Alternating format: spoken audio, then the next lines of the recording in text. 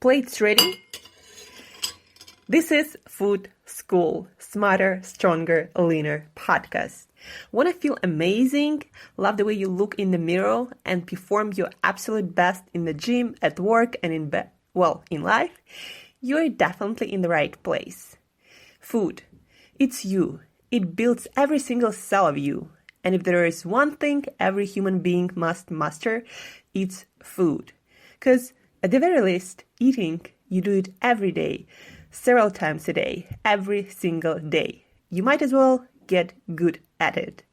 I'm your host, Shurina from Create Yourself That Today, your personal nutritionist and plate watcher, your diet guide and explorer, your fat loss coach and food inspector. And just someone with a lot of passion and obsession and curiosity for healthy food, healthy diets, nutrition, optimized human performance, everything and absolutely anything you put in your grocery shopping cart, your fridge, on your plate, and in your mouth. It's my business. Food School, on a mission to help you eat better daily. It's the last time I talk about food. It's the last time I talk about food.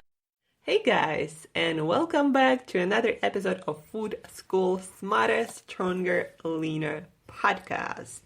Guys, first of all, my food school, what is going to be the biggest food school online, everything you want to learn about eating is now accepting students. So check out the link that you can find in the show notes. Check out my food school and take the quiz that is there to test your healthy eating knowledge and healthy eating skills. I'm very excited about that. That's going to be an amazing project of mine. It's going to be awesome, and it's going to help a lot of you and a lot of other people to learn everything about this sometimes confusing subject as healthy eating, food, nutrition, diets, food related to all of the areas of our life, performance, health, longevity.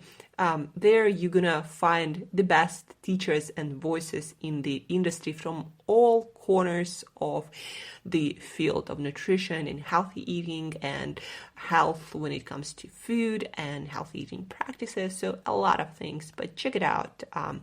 There is cool stuff already there, and you can see me on a professionally made video that I didn't have a lot of experience in that area, but it turned out to be pretty good, and it's just gonna get better. Anyway, back to our food school episode, and today, guys, I will be sharing with you just 3 tips, tools, from my personal toolkit, things. Some of them are mental tools, some of them are really practical tools, hands-on tools that I use to always be on top of my nutrition game. Because guys, knowledge is one thing. Yeah, I know a lot of things because I read a lot of things, because it's what I'm passionate about, because it's my work, right? But it's not what makes my food, my nutrition practice so powerful and why I'm getting so much success with it. What makes it so powerful is this little tools and life hacks and tips and tricks that I use to actually implement what I learn in a good, well-managed, easy to do system. I'm able to implement all this vast knowledge into my daily practice, and that feels easy to me. And that's why I'm getting such great results, because I'm not jumping from one thing to another, or sticking it for a few days a week and then not sticking with it the rest of the week. Otherwise, I would not have these results. And what I'm trying to say here is knowledge is not power. Knowledge is just potential power. And the power that you can reap, that you can use, that you can benefit from, if you can manage to implement that knowledge into your life in the way that you can maintain, in the way that doesn't feel like constant work for you, in the way that feels like second nature to you. And of course, nothing becomes second nature in a day, especially if it's something new that you are trying. But if you do it consistently, and if you take into account your personality, your character, and your lifestyle, and how your life is built, then after some period of practice, usually a month or two, you'll notice it is a part of your nature now that you can benefit from. In any case, let's get to practice. So number one tool that I'm getting really good at, like I'm a pro at that, planning and making decisions in advance. And what do I mean by that, right? Imagine I'm in a restaurant and somebody asks me, do you want dessert after dinner? My default answer is no. Like that is my auto responder, right? So because most of the desserts are made with sugar, most of the desserts are made with white flour or unhealthy fats that do not make me personally feel good. No matter how great dessert is, I just don't like to feel, next day like shit. And that's why I choose to opt out from that dessert. And that's what I mean by making your decisions in advance. I am not making or judging at that what I and some psychologists call hot moments of decisions. So I'm not making the decision when I'm more prompt to compromise my long-term perspective because of something that came up in the moment. Making decisions in advance and knowing your long-term game, your long-term plan, that's what I'm really good at when it comes to health, when it comes to food decisions, when it comes to fitness. I always know my long-term goal, my long-term priorities, and for short-term things like decisions at the moment, like do you want dessert or not, I have my answer based on that long-term goal and based on what I know about myself, because I've obviously tried dessert. I've obviously tried desserts with sugar and flour and all sorts of things, and I know how they make me feel, and that's why my decision, my default decision is no for that kind of thing. Or if I'm in a restaurant, for example, and if I don't know what that particular dish was made from I always ask, like, what are the ingredients? And I know what ingredients I do not allow into my body. So I also know whether I'm going to eat it or not based on the information provided. And when the information is not known, I prefer to say no. That is also a default answer, or the decision that I made in advance. So step or tool number one that I highly recommend you to somehow figure out how to use and how to master is planning and making decisions in advance. And so for that to work, you need to have your long-term goal, what you want your life to be, your health to be, your energy levels to be, what you know about yourself and about how your body works when it comes to food, for example, right? Does dairy work for you? Does sugar work for you? And how does it work for your long-term goal? Once you know that, you can make decisions in advance. The decisions about the situations that you usually encounter in your life. And we usually do not have millions and millions of situations. Every day we have certain situations that we make decisions about. And so when you can eliminate as many decisions as possible, that, self-talk, should I do that or should I not do that? It will save you energy and you will make better decisions because you will make those decisions in advance. So when you're removed from the situation and from the urge to do the easy thing or the more pleasurable thing that does not necessarily contribute to your long-term happiness, your long-term goals. So planning, having long-term strategy or goal, and making decisions about the things that influence that long-term goal in advance, that is the tool that I'm using constantly. I have default decisions or, decisions that I made in advance for almost every situation I can encounter in my life, unless it's like once in a lifetime kind of situation and I'm in the middle of France or Italy and I'm on a cheese tasting tour, then my decisions might be different. But that doesn't happen every day unless you're like a cheese taster or something. So number one, planning and making decisions in advance about the important for you areas of life, keeping or holding in mind your long-term goal. So this is number one. Number two, nudges. We talked about nudges on a few podcast episodes on Food School. And what are nudges? It's not like a scientific definition, but it's a definition from a book called Nudges. And it's about the psychology of making decisions also, and how to put on autopilot decisions that actually benefit you instead of decisions that sabotage your long-term goals. So nudges, basically it means to create the environment that make you make better choices by default, make better for you choices easier to make. So what do I mean by that exactly? For example, I'm hungry and I'm in the middle of, work meeting or a seminar, or basically somewhere outside my house, maybe at work, maybe at school, on the way, anywhere. And I'm hungry and I need a snack, or, I need more energy, my brain doesn't work and I need something to eat. So what do? Nudges mean you put a snack that you approve based on your long-term strategy, like for example, some macadamia nuts, or maybe an avocado, or maybe a can of sardines. I'm talking about my personal example. Your foods can be different, but something that you consider a good choice in that situation. So you put that in your bag in advance. And so when the situation comes up and you are out and about and you need something to eat, you don't have to make any decisions. You have a bag of macadamia nuts in your bag. You eat them, you get your energy, and you are done.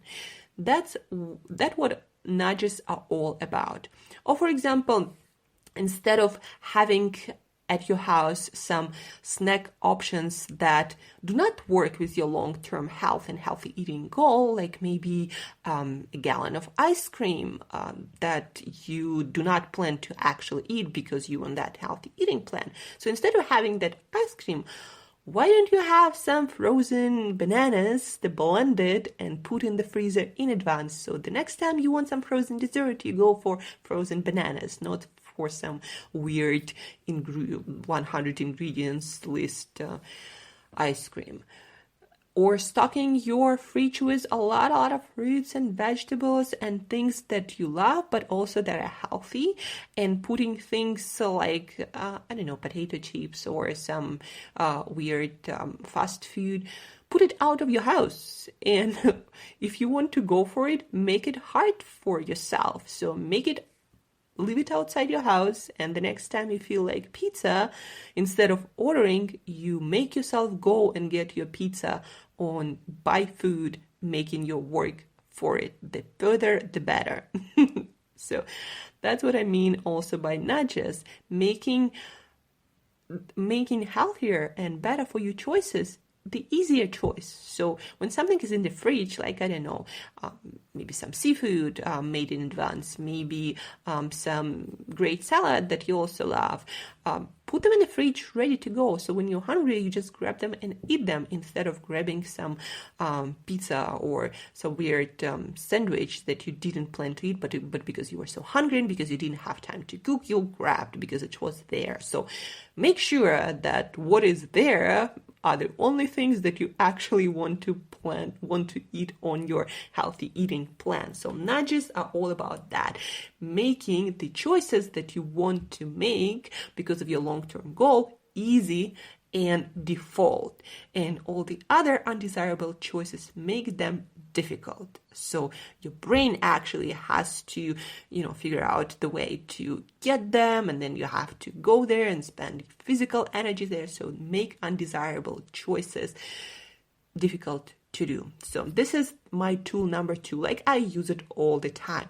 There is nothing like that I don't want to eat that is around me. Like, I would have to go to a store, and especially, in those moments when it's, late at night, you are working on your computer, and then you have this craving for, I don't know, like, I really have cravings these days, but you have a craving for some carbs, you feel like or for any food, or maybe for a cookie, because your brain needs more power and it feels like you don't have any.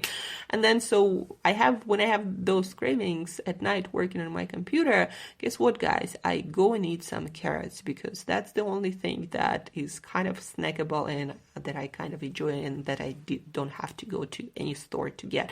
Besides, a lot of times stores would be closed by the time I decide to eat. So that's how I make undesirable choices almost impossible for me to make. And then I go for carrots.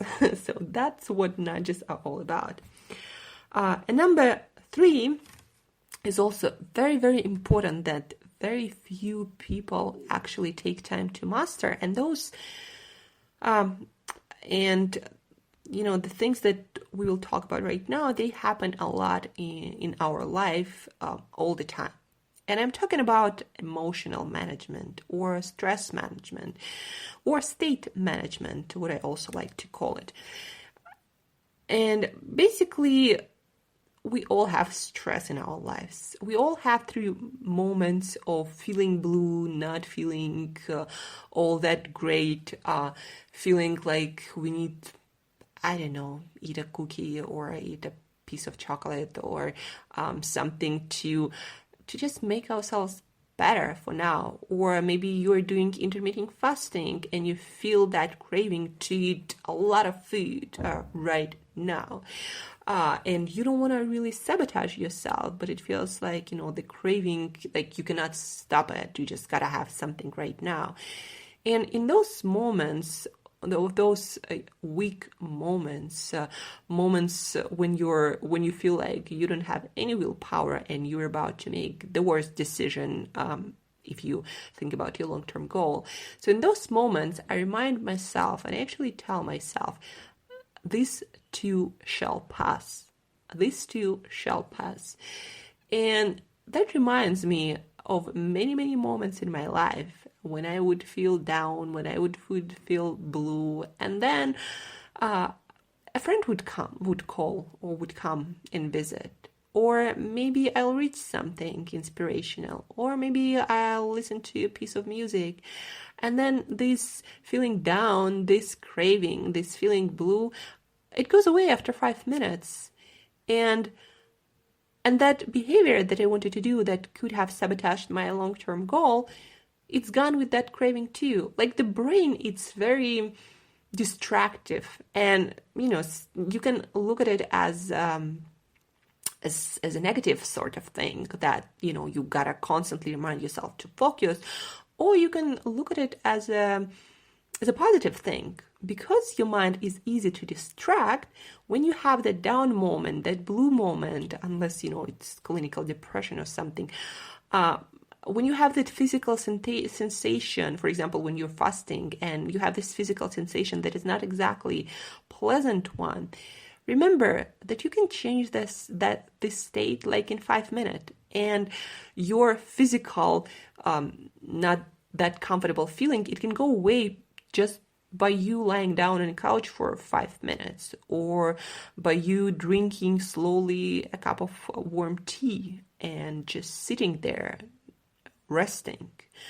Or you can change your state by, again, looking at some inspirational picture, or watching some video, or talking to a friend of yours, or just someone who makes you feel good, reading something. Change our state it changes, and very often it changes so fast. So don't allow those moments, those, minutes, those seconds of feeling down or just feeling uncomfortable or going through some pain physically, don't allow those moments to define and to sabotage your long-term goals. This too shall pass. Just remind yourself of that this will soon pass, very, very soon.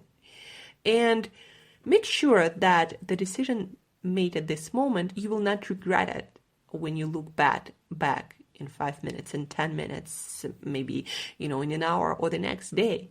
This too shall pass. This helps me to look at my state and understand that it is very temporal, and soon things will change, and most probably they will change for the better. And this allows me also to be okay with that state and understand that even if I feel down, that's okay. The sun will come out as it always does. We're going to feel better, and there's going to be something that will make us smile. And so don't define your life, your long-term goals by those moments that pass so fast. This too shall pass. With the begin again tool, this work like magic. A lot of things that we struggle with in life, it's nothing more than just our inability to manage our own mind and our own emotions and our own thoughts, and to see them for what they are, just temporal emotions and thoughts, and those things that they're not who we are unless we allow them to persist and become who we are. Because the thoughts, the emotions, the feelings that we allow to continue for a long period of time, they do become us. But if you change it, consciously change it, and redirect your mind, your emotions, and everyone is capable of doing that, then you can create whatever life experience you want, and you can feel happy every day no matter what happens in your life. And that is a powerful thing, and that will allow you to accomplish any challenge, to go through any difficult moment. Just understand that it is temporal, and it is in your power to change it, and it can be changed as easy as looking at some inspirational quote or picture. So use that. So tool number 3, this too shall pass. Everything is temporal, and don't allow your temporal emotions or uncomfortable sensations to define your life long term. A lot of people do that, and I used to do that a lot too. And now I'm mastering the other thing. This too shall pass. So to recap this episode,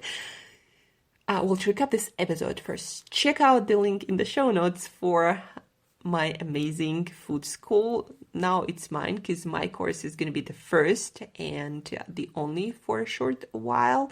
But then there's going to be a lot of teachers, a lot of courses. The team is growing, and it's our food school, the biggest food school, the biggest place to learn everything you want to know about eating.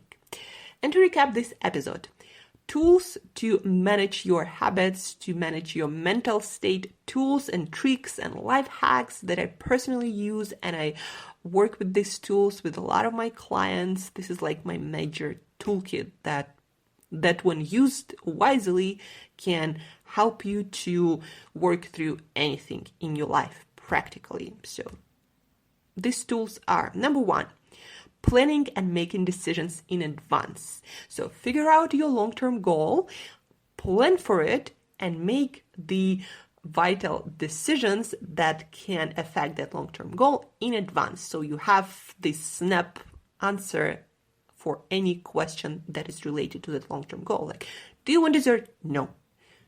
As simple as that. 2, nudges.